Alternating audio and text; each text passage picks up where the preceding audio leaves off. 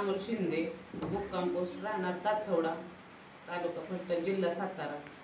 दिनांक 12/3/2025 रोजी आदर खुर्द येथे माझा भाऊ रत्नशिव संभाजी निंबाळकर याला दुचाकीवरून जात असताना दत्तात्रय उर्फ काका व्यंकट निंबाळकर याने डोक्यात कोयत्याने वार करून त्याचा खून केला. आज अखेर पोलिसांना आरोपी सापडला नाही. आरोपी अजून फरार आहे. तरी त्याची पोलिसांनी दखल घ्यावी. पोलिसांनी त्याच्यावर सापडल्यास 1 लाखाचे बक्षीस सुद्धा ठेवलेले आहे. तरी त्या माझ्या भावाला न्याय मिळावा हीच विनंती. मी माझ्या भावाच्या पत्नीला आणि त्याच्या 2 मुलांना घेऊन अंजनी दमाने ताईंकडे गेली, पण त्यांनी आम्हाला मदत केली. त्यांनी पोलिसांना सांगून यंत्रणा त्यांनी जरा ही केली आणि माझ्या घराला त्यांनी पोलीस प्रोटेक्शन सुद्धा आता चालू आहे. माझा दुसरा एक भाऊ पुण्याला राहतो, त्याला सुद्धा पोलीस प्रोटेक्शन चालू आहे. ताई, तुम्ही आम्हाला खरंच खूप मदत केली. अशीच मदत तुम्ही माझ्या भावाला न्याय मिळेपर्यंत करत राहावा हीच माझी तुम्हाला विनंती. त्याच्या कुटुंबात त्याचे आई वडील, त्याची पत्नी, त्याला लहान लहान 2 मुलं आहेत. एक 7 वर्षाचा आहे, एक 2 वर्षाचा आहे.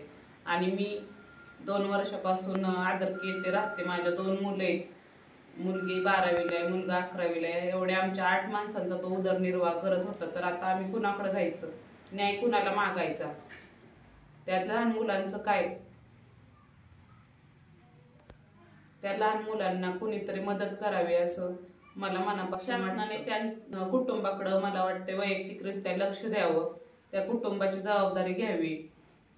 कुटुंबात आज करता माणूस गेलेला आहे. आज आमदार खासदार भेटायला येतात, पण ते नुसती आश्वासनं देऊन जातात. तर त्यांना काहीतरी मदत करावी ही माझी विनंती सरकारला. दिवसापूर्वी मी देवेंद्र फडणवीस यांच्या PA ला फोन केला. त्यांनी माझा फोन रिसीव्ह केला. मी त्यांना झालेली हकीकत सांगितली, पण ते म्हणले मी साहेबांना फोन जोडून देतो. पण आज 3 दिवस झाले मी त्यांना फोन करते वारंवार, पण त्यांनी काही फोन माझा साहेबांशी जोडून दिलेला नाही. तर मुख्यमंत्री साहेबांना एवढीच माझी विनंती की माझ्या भावाला न्याय मिळावा. माझं फडणवीस सरांना एवढीच विनंती की कुटुंबाला मदत करावी. शासनाकडून काय होईल तेवढी मदत करावी. कारण मी ऐकून आहे की ते कुठल्याही कुटुंबाला मदतीपासून वंचित ठेवत नाही. अशा घटना झाल्यावर मी आतापर्यंत तर ऐकून आहे की फडणवीस सर सगळ्यांनाच मदत करतात. तर माझ्या भावाला, त्याच्या कुटुंबाला मदत करावी. तो माझा भाऊ 8 जणांचं कुटुंब चालवत होता, पण आता एक घरातला करता पुरुष गेल्यावर घराची काय स्थिती ती तुम्ही स्वतः येऊन बघावं असं मला पण वाटतं. आणि तुम्ही त्या कुटुंबासाठी थोडी तरी धडपड करावी एवढीच माझी विनंती.